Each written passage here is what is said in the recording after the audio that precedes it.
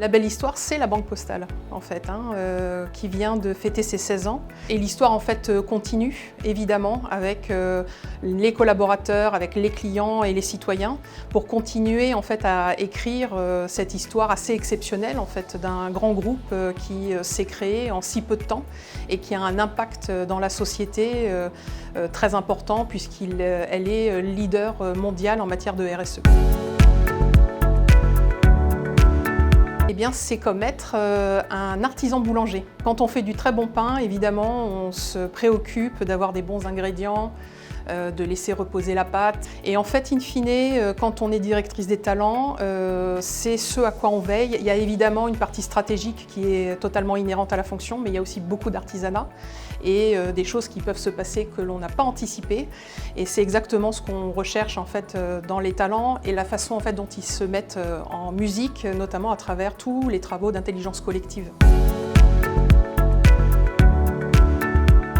La première chose qui me vient à l'esprit, en fait, c'est le temps passé ces 3 années sur le campus, avec à la fois, je dirais, une très grande qualité des cours et un encouragement très fort en fait du corps professoral à aller enrichir, rechercher de manière plus approfondie les notions qu'on étudiait, et puis les amitiés évidemment que l'on tisse. À la fois avec les étudiants, mais aussi en fait avec les professeurs. Donc ça c'est des choses qui me sont très chères et que je trouve très marquantes. Et puis la deuxième chose, c'est l'évolution de l'école depuis ces 20 dernières années, notamment toute sa stratégie d'ouverture de nouveaux campus. Ça me semble être aussi une source de satisfaction de voir comment l'école se développe dans le temps. C'est très important parce que quand on est le leader mondial en matière de RSE, on a naturellement aussi des collaborateurs qui sont très engagés dans la transition juste. Et donc assez naturellement, à la fois par leur très fort engagement et puis impact dans les différents métiers qu'ils ont, mais aussi par les mesures que l'on fait en interne de leur engagement au travers de baromètres. C'est véritablement en fait une force que l'on identifie au sein de notre organisation.